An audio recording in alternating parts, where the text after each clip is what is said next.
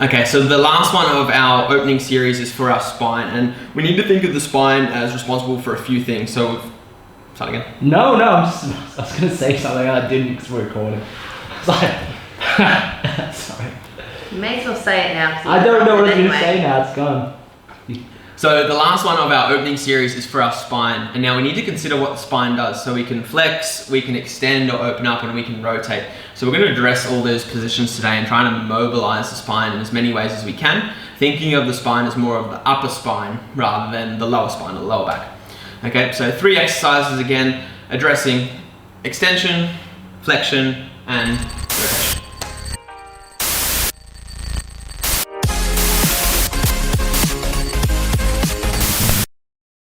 First exercise we're going to go through is a T-spine rotation. So hands and knees posture, and basically we're going to focus on rotating the spine. And as a result, we get a little bit of flexion, a little bit of extension kind of sprinkled in there, but the main goal is to be able to rotate that spine accordingly, okay? So starting position, hands and knees.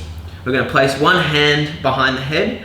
We're going to go down, bringing our elbow as close to our elbow or our bicep as possible. And then we're going to then rotate this elbow towards the sky, using my head to follow my vision or follow my elbow line. So I go here, I exhale, then I inhale to open myself up. Exhale, and then inhale to open myself up, making sure I'm not leaving my head there.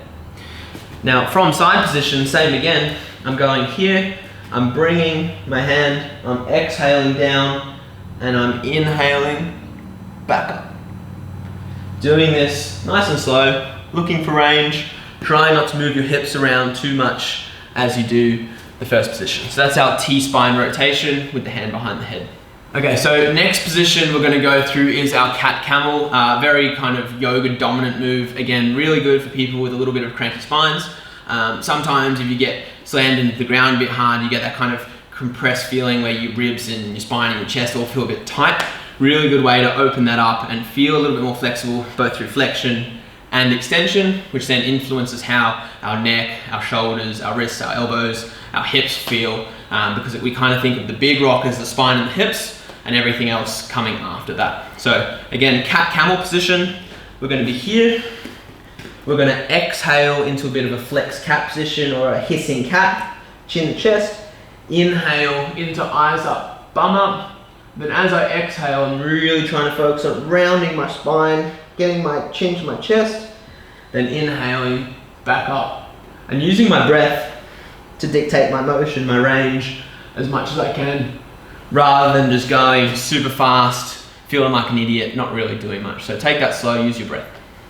Okay, so last one for our spine opening series is again another rotation drill, but now we're adding in a little bit more of a dynamic element with the hip. So we're going to start with our position here. We're going to bring our front foot up, and what that does is it opens up the hip in the front and the back position. So I'm flexing this hip, I'm extending this hip, I'm opening up into somewhat of a split type position. Now from here, what I'm going to do is reach this arm through, Spider-Man, walk it through, then bring my arm right up to the sky, moving my head. I'm going to reach right under and then bring it right up to the sky. So from side posture, much the same, setting myself up, reaching through, opening up, reaching through, opening up. And that's kind of one of those 2 birds, 1 stone type exercise where you get a lot of hip, you get a lot of spine, and a lot of rotation going on.